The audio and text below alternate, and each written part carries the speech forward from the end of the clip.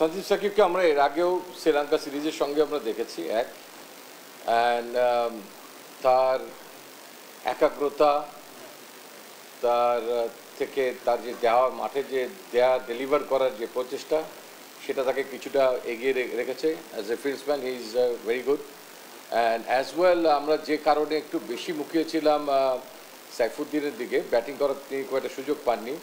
তার ডেথ ওভারে ইয়র্কার করার যে অ্যাবিলিটিটা ছিল সেটা অনেক কম লক্ষিত হয়েছে। সেখানে আরও অনেক উন্নতি করতে হবে আমার মনে হয়। যেটা ঘরোয়া টুর্নামেন্টে করেছে সে তার সঙ্গে ইন্টারন্যাশনাল ক্রিকেটে এসে একটা তারতম্য আমরা লক্ষ্য করেছি। নাহলে আমি যেটা বললাম, he was in our mind. I mean, আপনি যে বললেন বিপিএলের আলোকে চিন্তা করে কিন্তু আমরা একটা দল গুছিয়েছিলাম। এই দলটার থেকে আমরা খুব বেশি বিচ্যুত হইনি।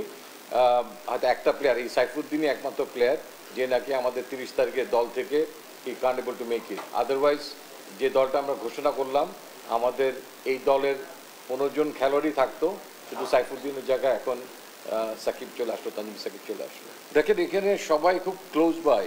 আমরা যে দলটাকে নির্বাচন করেছিলাম এবং যে দলটা আমরা দিয়েছিলাম 30 তারিখে, সেই দলটা একটা প্রেক্ষাপটে আমরা নির্বাচন করেছিলাম। আমাদের দুটো রাস্তা খোলা ছিল। একটা হচ্ছে যে প্রেজেন্টলি যারা ফিট আছে তাদের উপর থেকেই দলটাকে নির্বাচন করা, আরেকটা হচ্ছে যে আমাদের কিছু ইনজুর্ড প্লেয়ার ছিল, আপনি জানেন যে, এবং কিছু পরখ করে দেখার ব্যাপার ছিল, স্পেশালি সাইফুদ্দিনের কেসটাও, যে তিনি কীভাবে ফেরত আসেন, তার পারফরমেন্সটাও একটু অ্যানালাইসিস করার দরকার ছিল।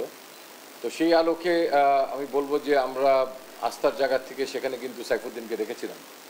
সো আমাদের মনে হয়েছে তাকে অবজার্ভ করে যে আমাদের প্রত্যাশার যে জায়গাটা, দলের আস্থার যে জায়গাটা, ঠিক সে আকাঙ্ক্ষিত জায়গায় কিছুটা এগিয়ে ছিল তানজিম সাকিব। সে আলোকেই Saifuddin couldn't make it, but he was very close by.